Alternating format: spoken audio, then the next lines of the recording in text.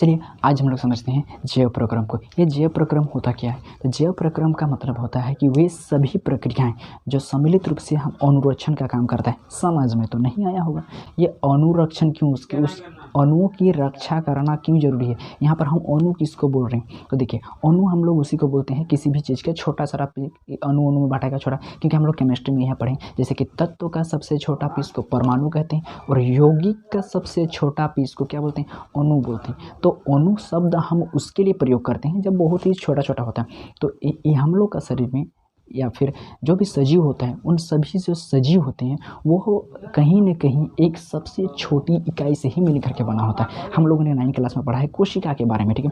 कोशिका के बारे में हम लोगों ने पढ़ा है कि जितना भी सारा हम लोग का सजीव होते हैं, उन सभी सजीवों का शरीर जो है कोशिकाओं से मिल करके बना होता है। कोशिका आपस में मिल करके ऊतक का निर्माण करते हैं, ऊतक आपस में मिल करके हमारे जनन अंग का निर्माण करते हैं और यह अंग मिल करके एक पूरा बॉडीज़ का निर्माण करते हैं।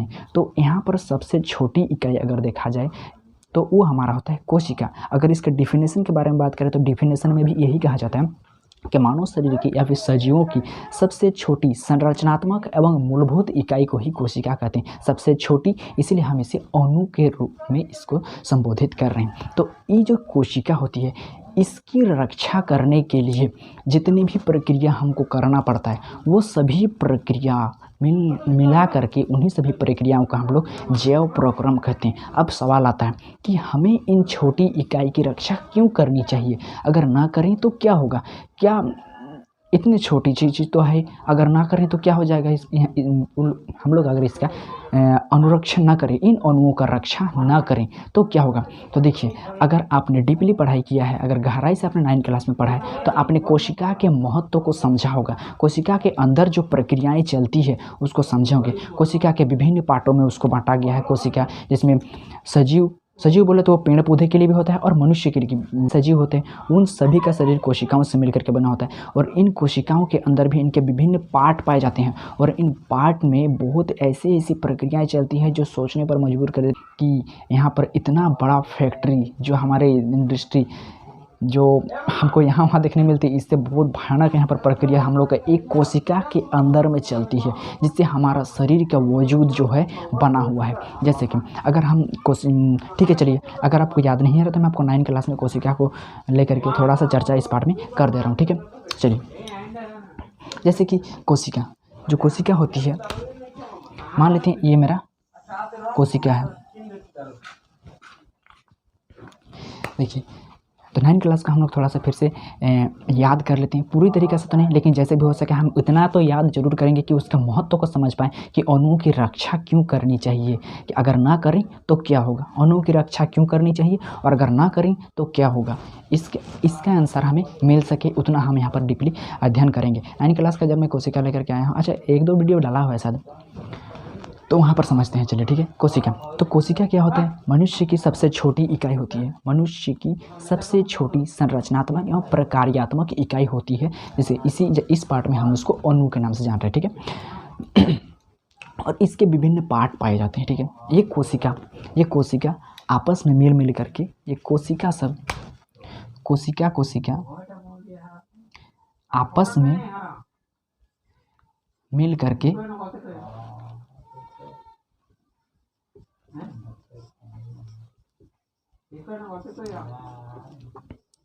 ऊतक का निर्माण करते हैं।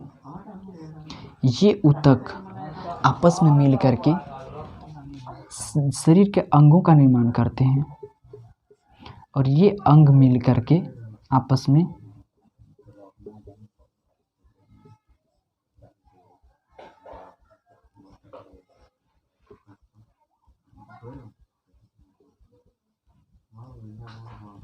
संपूर्ण शरीर का निर्माण करते हैं। देखिए, मनुष्य का जो मनुष्य हो या कोई भी चीज़ हो, ठीक है, सजीव, उन सब का शरीर जो है एक कोशिकाओं से मिल करके बना होता है और वह कोशिका आपस में, जैसे कि ये मार्कर हो गया, तो क्या इतना बड़ा नहीं है भाई, वो कोई छोटा छोटा अणु जो है आयरन से, लोहा का या फिर एल्यूमिनियम को छोटा पीस ऐसे सट करके एक मार्कर बना है। हम लोग का शरीर यहाँ पर जो दिख रहे हैं, छोटा कोशिका से आपस में मिल करके बना है और वैसी कोशिका जब आपस में मिल जाते हैं तो उसके समूह को कहते हैं ऊतक और यही ऊतक सब आपस में ज़्यादा जमा हो के ज़्यादा हमारे जनन अंग, हमारे अंग, ये एक हाथ मेरा क्या हो गया, ये शरीर का एक अंग है, ये हाथ मेरा शरीर का अंग है, कान मेरा शरीर का एक अंग है, नाक मेरा शरीर का एक अंग है, ऐसे अंग का निर्माण करते हैं और ये सारा अंग आपस में मिल करके संपूर्ण शरीर का निर्माण करते हैं। तो यहाँ पर मूलभूत इकाई कौन हुआ भाई, तो वो हमारा कोशिका। तो इसके बारे में जानना हम लोग को बेहद ज़्यादा ज़रूरी है। साथ में इसको भी बता रहा हूँ, इस वजह से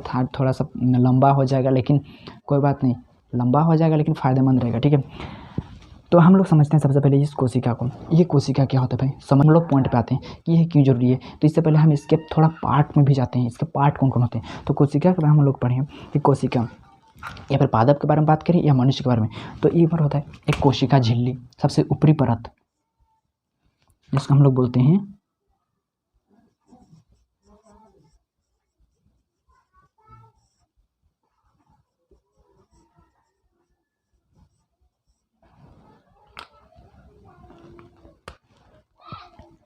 कोशिका झिल्ली।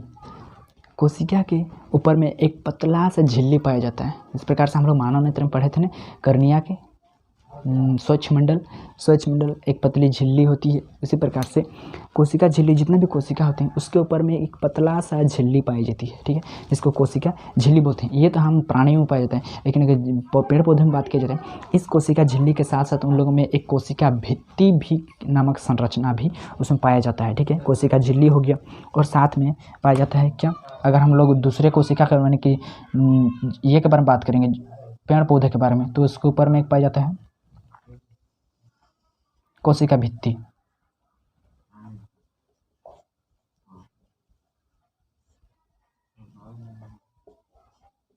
कोशिका भित्ति, पता है इन लोगों का काम बड़ी भयानक है भाई। अच्छा बताएं, कोशिका झिल्ली, ये हम लोगों का शरीर पाया जाता है। इस कोशिका झिल्ली का काम क्या होता है, पता है कोशिका झिल्ली का काम क्या होता है। जो कोशिका झिल्ली होती है वो कोशिका भित्ति के अंदर, अच्छा कोशिका भित्ति मतलब पेड़ का छाल देखें, जो ऊपरी वाला छाल जैसा लगता है कि वो मरा हुआ है, जैसे उसको खरोच देंगे तो वो उजड़ भी जाता है। उसके अंदर में एक पाया जाता है पतली सी झिल्ली, इसको कोशिका झिल्ली बोलते हैं। इसका काम क्या होता है कि इसके काम एक अद्भुत टाइप का होता है, जिस वजह से इसको हम लोग वर्णात्मक पारगम्य झिल्ली के नाम से इसको जानते हैं। अच्छा, वर्णात्मक पारगम्य झिल्ली के नाम से जानते हैं इसके काम की वजह से, लेकिन हमने यह नहीं जाना कि इसका काम होता है क्या। देखिए इसका काम यह होता है कि कुछ पदार्थों को बाहरी पर्यावरण से कोशिका के अंदर भी आने देता है और कुछ पदार्थों को कोशिका से बाहर ले जाने में भी मदद करता है। तो इसीलिए इसको चयनात्मक झिल्ली भी कहते हैं। मतलब यह सभ्य पदार्थों को यह बाह्य पर्यावरण से किसी कोशिका के अंदर में जाने नहीं देगा, या फिर सभ्य पदार्थों को कोशिका के अंदर से बाहरी पर्यावरण में आने के लिए नहीं देगा, बल्कि कुछ वैसे महत्वपूर्ण चीज़, कुछ महत्वपूर्ण है जिसको निकालना ज़रूरी है और जिसको अंदर करना ज़रूरी है, वैसे चीज़ों को यह अंदर बाहर होने देता है। इसीलिए इसको पारगम्य झिल्ली भी कहते हैं। तो ऐसा क्या है, कौन सा चीज़ है,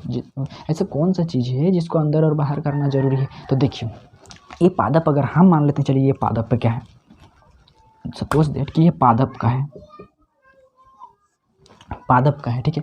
तो क्या होता है, जब ये प्रकाश संश्लेषण अभी आया नहीं, आएगा तो अभी नाम सुन करिए, ये प्रकाश संश्लेषण प्रक्रिया के फलस्वरूप जो भी ये लोग अपना मंड स्टार्च बनाता है, ठीक है, खाने के कार्बन डाइऑक्साइड और ऑक्सीजन का, ठीक है, कार्बन डाइऑक्साइड और ऑक्सीजन बोलेगा रंध्र तो है, अभी हमें आया नहीं, ठीक है। तो कुछ पदार्थों को जैसे कि वो ऑक्सीजन हो गया, जब वो सूर्य के प्रकाश की उपस्थिति में प्रकाश संश्लेषण फोटोसिंथेसिस कंप्लीट करता है और अपना जो खाने लायक पदार्थ होता है उसको रखता है, जैसे कि उन लोगों के लिए जो भी जरूरी चीज़ होता है। लेकिन जो ऑक्सीजन होता है वो क्या होता है, यहाँ पर स्टोर होते रहता है, क्योंकि प्रकाश संश्लेषण की प्रक्रिया होती रहती है। तो यहाँ पर क्या प्रकाश संश्लेषण जिस वजह से होता है, अभी आएंगे तो उसके बारे में डिटेल से पढ़ेंगे, ठीक है। तो प्रकाश संश्लेषण प्रक्रिया के स्वरूप इस पादप के अंदर में ऑक्सीजन की संख्या क्या होता है, बढ़ते जाता है। जो ऑक्सीजन जो होता है वो एक पादप के लिए उतना उपयोगी नहीं होता है, उससे क्या करना चाहिए, उसको वो निकाल देना चाहता है। मतलब जिस प्रकार से हम लोग का शरीर में कार्बन डाइऑक्साइड कोई महत्वपूर्ण स्थान है, मतलब उसको निकाल ही देते हैं हम लोग, उसी प्रकार से ये जो पादप होता है वो लोग ऑक्सीजन को अपना शरीर से बाहर निकाल देते हैं, वो उसके लिए कोई उपयोगी नहीं होते हैं। तो उस ऑक्सीजन को इस पादप के शरीर से बाहरी पर्यावरण में लाने के लिए यह कोशिका झिल्ली जो है मदद करता है, ठीक है, उस कोशिका झिल्ली। अब ये कैसे होता है, तो यह विसरण प्रक्रिया के द्वारा होता है। जब कार्बन डाइऑक्साइड की जरूरत पड़ता है, जब कार्बन डाइऑक्साइड,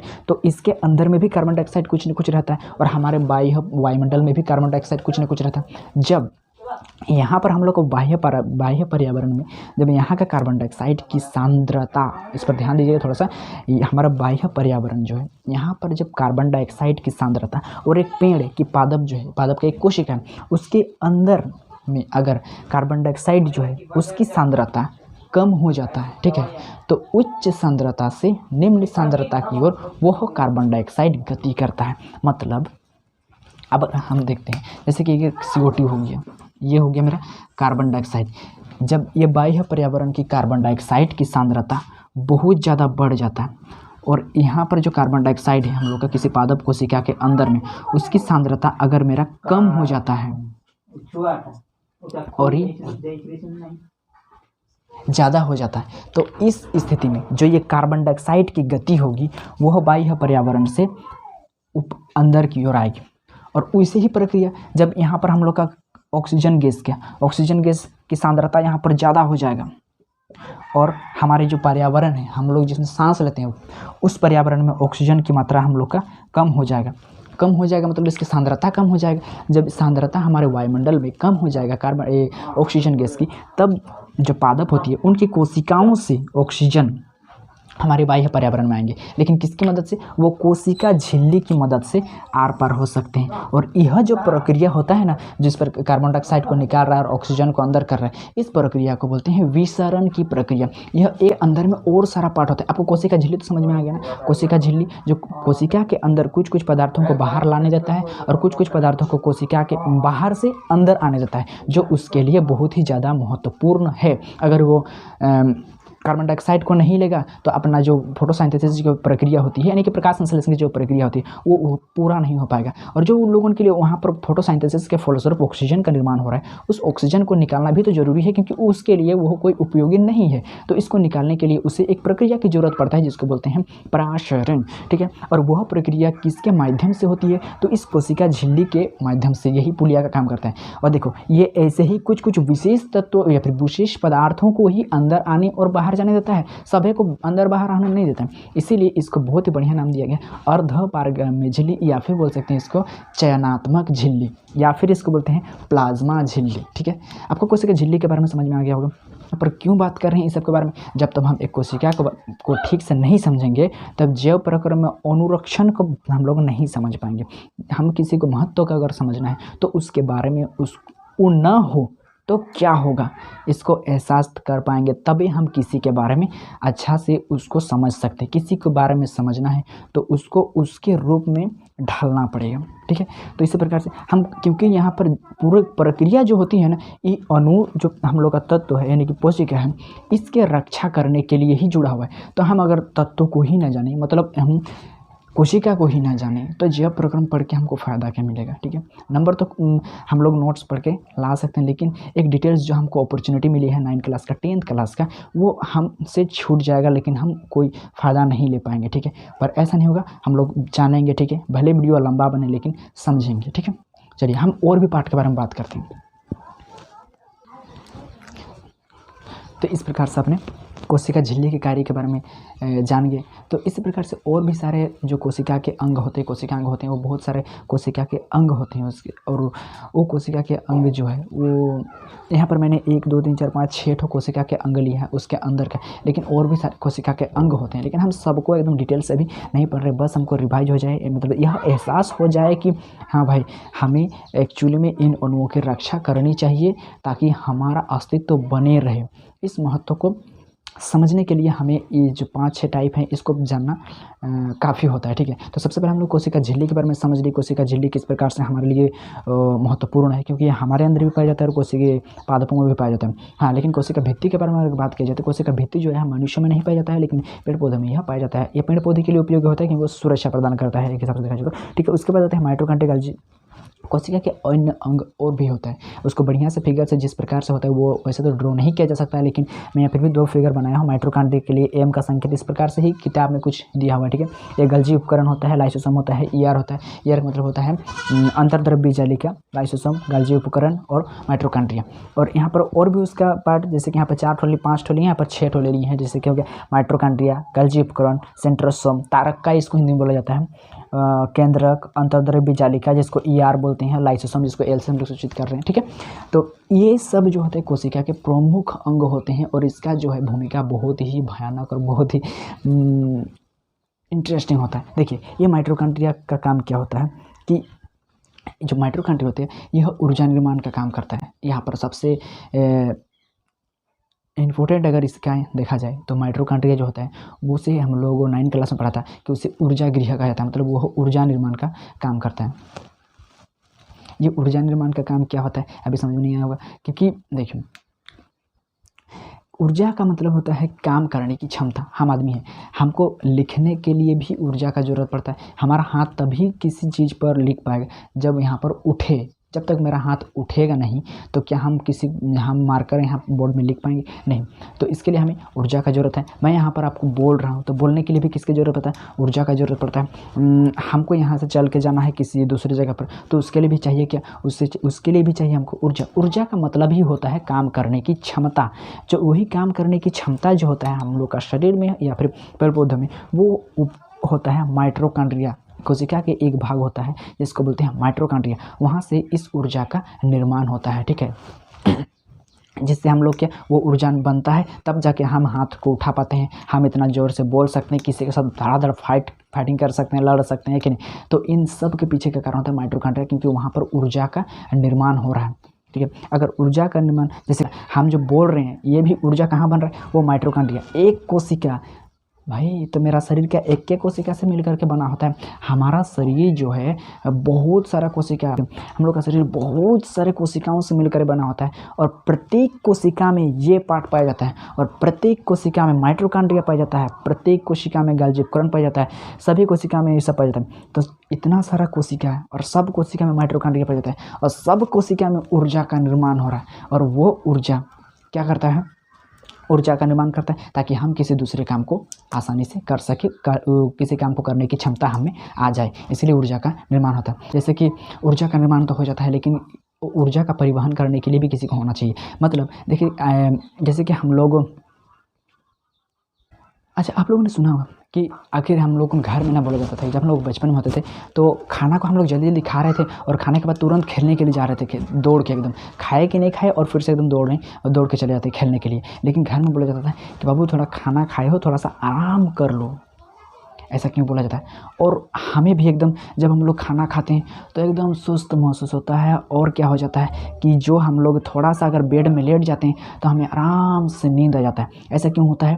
तो आपको पता है ऐसा क्यों होता है? क्योंकि जब हम लोग खाना खाए या फिर जब हमारा माइटोकॉन्ड्रिया एक्टिव था तो प्रत्येक सारा कोशिका का माइटोकॉन्ड्रिया ने ऊर्जा का निर्माण किया और जब हम लोग भोजन किए ना तो उस भोजन को पचाने के लिए बहुत सारा ऊर्जा का ज़रूरत पड़ता है और वह ऊर्जा जितना भी सारा कोशिका है उन सभी कोशिकाओं से वह ऊर्जा समेट करके कहाँ पर आता है?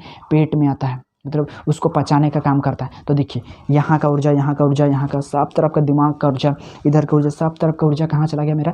जहाँ भोजन का पाचन की क्रिया होती है उस भोजन को पचाने में वह ऊर्जा चला जाता है। तब हमें क्या लगता है? ना ही दिमाग कुछ सोचता है और ना ही हाथ पैर कुछ सोचता है, मतलब कोई कुछ सोचता नहीं, एकदम हम रिलैक्स महसूस करते हैं और हम आराम से सो जाते हैं। और ऊर्जा जो होता है किस में खपत हो जाता है हम लोग का? उस भोजन को पचाने में। बस सोए तो क्या सोए रहते हैं लेकिन भी हमको भूख लगता है, क्यों? क्योंकि ऊर्जा की हानि तो हो रहा है, भोजन के पाचन में वो ऊर्जा का उपयोग तो कर रहे हैं ना। तो ये देखिए यहाँ का ऊर्जा को यहाँ तक हमारे पेट तक ले जाने के लिए इसको बोलते हैं हमारा ये गोल्गी उपकरण, ये ऊर्जा का वहन करता है, ठीक है।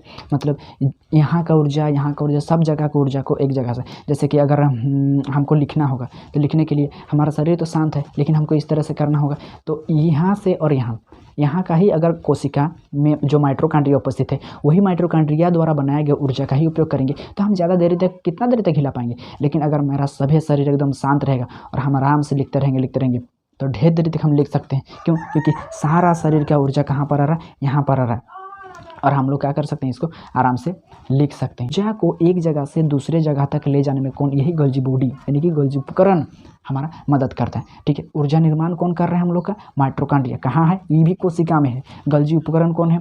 तो ये ऊर्जा का परिवहन, ऊर्जा को एक जगह से दूसरी जगह ले जाता है। क्यों ले जाता है भाई? ज़रूरत के अनुसार। देखिए हमको दौड़ना है, अभी हमको दौड़ना है तो ज़्यादा ऊर्जा कहाँ पर चाहिए? हमको पैरों को चाहिए। तो पैर तक हमारा जो शरीर का ऊर्जा होता है उन ऊर्जाओं को पैर में ले जाता है कौन? Golgi body. हम बहुत सारा खाना ठूसते हैं, बहुत सारा खाना खा लेते हैं, बहुत सारा खाना, और खाने के बाद क्या होता है, अब हमें आराम करने के लिए सलाह दी जाता है। क्यों?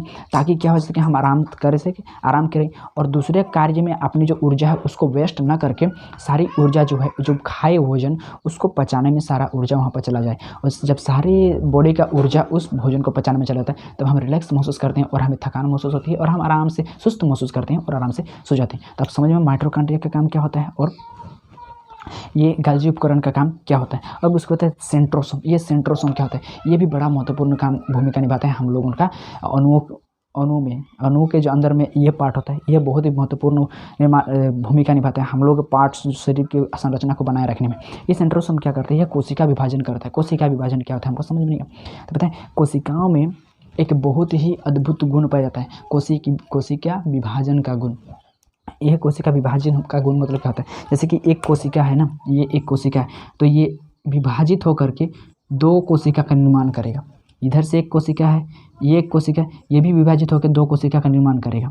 ये दो कोशिका, ये भी दो कोशिका का निर्माण करेगा। इस प्रकार से कोशिका विभाजन करने का काम करता है यह सेंट्रोसोम। अगर कोशिका विभाजन ना हो तो क्या हो पाएगा, देखिए मान लेते हैं कि हम कहीं, आपने देखा होगा कि कहीं आप साइकिल से जा रहे हैं या फिर कहीं भी किसी कारण से आप गिर गए तो आपको चोट लग गया होगा और चोट लगने की वजह से आपको घाव हो जाता है। लेकिन घाव हो जाता है तो क्या 3-4 महीने के बाद वो घाव ही रहता है? नहीं, लेकिन उसके जगह पर ऐसा क्या चीज़ आ जाता है जो घाव भर जाता है। तो आपने कुछ भरा क्या ऊपर से? नहीं ना, लेकिन वो घाव क्या हो जाता है, भर जाता है, घाव ठीक हो जाता है। ऐसा क्या होता है, जैसे कि हमारा यहाँ से यहाँ कट जाता है, मेरा कोई हाथ है और यहाँ से यहाँ मेरा कट जाता है, और कटने के बाद धीरे धीरे क्या होता है, ये जो घाव है वो धीरे धीरे भरने लगता है। मतलब पता है क्या होता है, वहाँ पर कोशिका विभाजन होता है और कोशिका विभाजित होकर के इस तरह से एक कोशिका, दो कोशिका, एक कोशिका, दो कोशिका, इसको बनने में टाइम लगता है क्योंकि कोशिका बहुत ही छोटी संरचना होती है। एक खरोच को भी भरने में उसको टाइम लगता है। ये कोशिका विभाजित होकर के उस घाव को क्या कर देते हैं, भर देते हैं। अगर कोशिका विभाजन ना हो तो वो घाव नहीं कभी ठीक होगा, वो घाव भरेगा ही नहीं, है कि नहीं। तो किस प्रकार से होगा, तो कोशिका बहुत महत्वपूर्ण भूमिका निभाती है हम लोग का जो शरीर है उसको बनाए रखने में। माइटोकॉन्ड्रिया का काम आप समझ लिए, गाल्जी उपकरण का काम आपने समझ लिए, सेंट्रोसोम का काम आपने समझ लिया। सेंट्रोसोम का काम होता है कोशिका का विभाजन करना।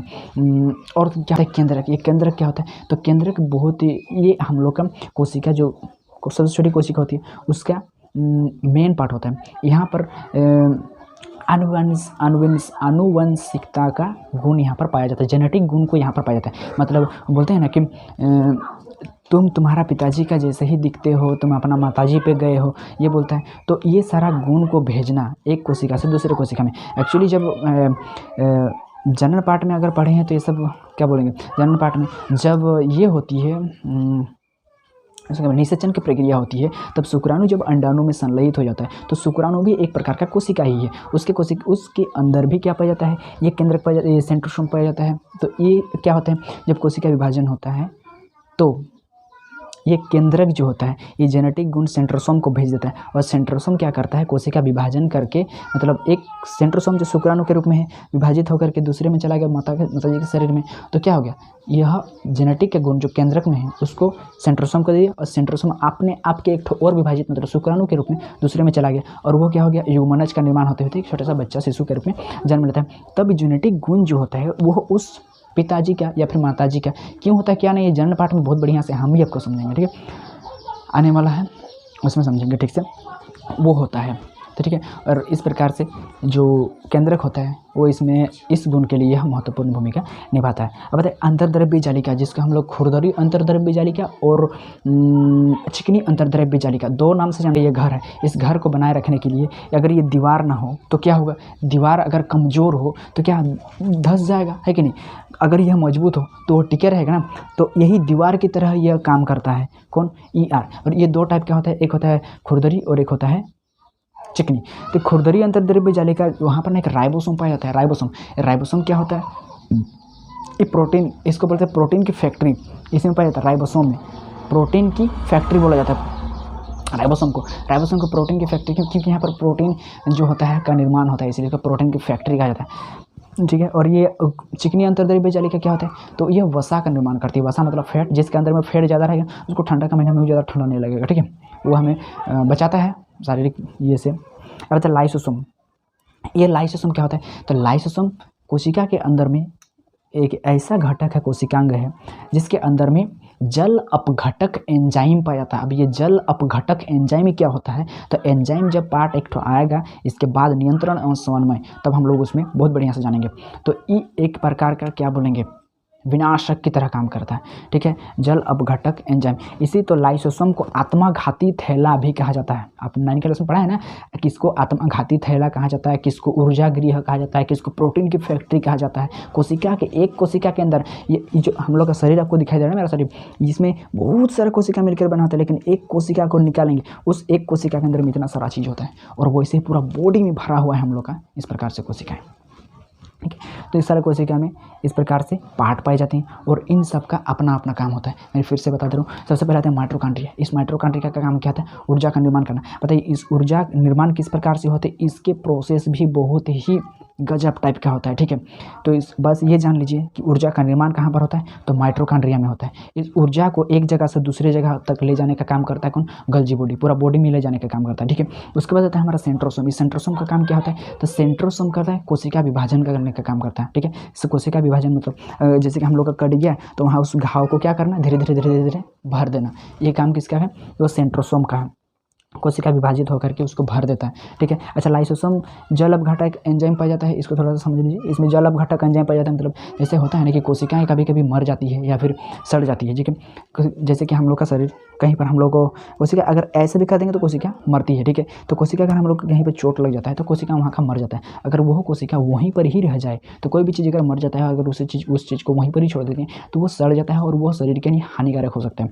तो ये लाइसोसोम क्या करता है? जब कोई कोशिका के अंदर में या फिर कोई कोशिका अगर मर जाता है, तो यह अपने जो जल अपघटक एंजाइम होता है वो उस पर छिड़क देता है, या फिर बोलते हैं कि वो जल अपघटक एंजाइम उस पर, जो जल अपघटक एंजाइम होता है उस मरे हुए कोशिका को पचाने में या फिर उसको पचाने में मदद करता है, ताकि साफ़ हो जाता है, ठीक है। तो इसका भी रोल बहुत ज़्यादा महत्वपूर्ण है, क्योंकि सड़ा हुआ पदार्थ अगर शरीर के अंदर में रहेगा तो क्या हो जाएगा?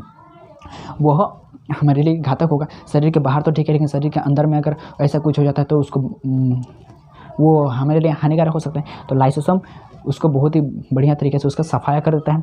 अंतर्द्रव्य जालिका क्या होता है? इसको प्रोटीन की फैक्ट्री बोलते हैं। एक खुरदरी अंतर्द्रव्य जालिका होता है, और चिकनी केंद्रक क्या होता है? इसमें ये जेनेटिक का गुण पाया जाता है, ठीक है। सेंट्रोसोम कोशिका विभाजन करता है। गोल्जी उपकरण ये पूरा शरीर के ये को हमारे यहाँ पर लाता है।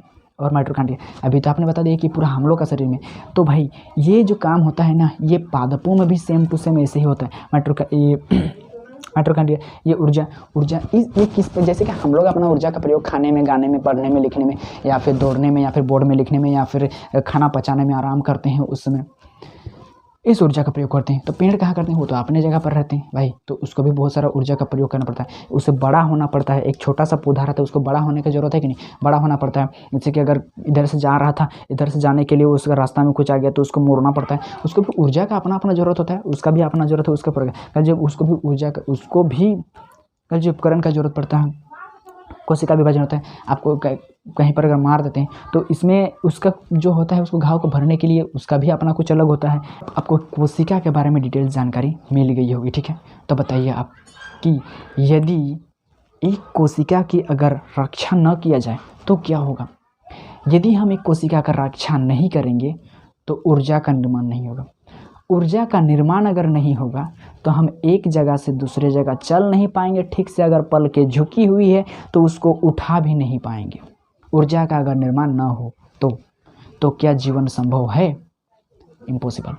उसके बाद आता है हमारा गल्जी उपकरण। चलो ऊर्जा का निर्माण हो जाता है, लेकिन अगर गल्जी उपकरण ना हो तो क्या होगा? ऊर्जा तो बन गया, चलो माइटोकॉन्ड्रिया है और उन्होंने ऊर्जा बना दिया, और अब गोल्जी बॉडी अगर ना हो तो क्या ऊर्जा का स्थानांतरण कर शरीर में हो पाएगा? नहीं। खाना पचाने के लिए बहुत सारा ऊर्जा का जरूरत पड़ता है। वह ऊर्जा क्या सिर्फ पेट में जो कोशिकाएं हैं उतने से हो जाएगा? नहीं, उसके लिए ज़्यादा ऊर्जा का जरूरत पड़ता है, तो वो ऊर्जा अन्य भागों से नहीं आ पाएगा।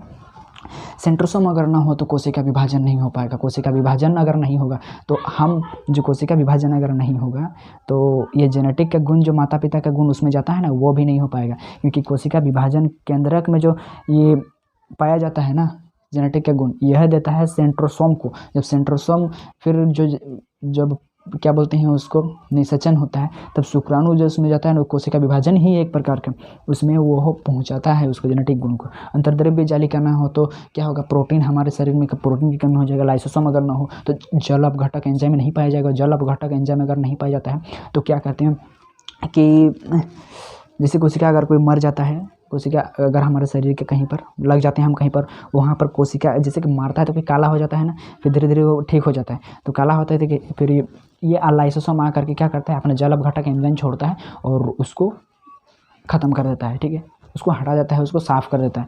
तो देखिए इतना सारा काम होता है एक कोशिका के अंदर में। वैसे ही कोशिका हमारा पूरा शरीर जो है कोशिकाओं से मिलकर बनाता है और प्रत्येक कोशिका में यह काम चलता है, जिसकी वजह से हम आज बढ़िया से दौड़ सकते हैं, खा सकते हैं, गा सकते हैं, नाच सकते हैं, जो भी काम कर सकते हैं इन्हीं कोशिकाओं की वजह से कर सकते हैं। तो आई होप आपको समझ में आ गया होगा कि इसकी अनुरक्षण क्यों कहा गया। तो वे सभी प्रक्रियाएं जो सम्मिलित रूप से अनुरक्षण का काम करते हैं, इस अणु की मतलब इस तत्व की मतलब हम बोल सकते हैं कि इस कोशिका की रक्षा करने के लिए, ये जो कोशिकाएं होती है इन सब की रक्षा करने के लिए या फिर हमारे पूरे शरीर की रक्षा करने के लिए जो जो प्रक्रियाएं हमको करने पड़ते हैं वो सभी प्रक्रिया को हम बोलते हैं जैव प्रक्रिया, जैव प्रक्रम। आई होप आपको ये बात समझ में आ गया होगा, ठीक है। और इन सभी कोशिका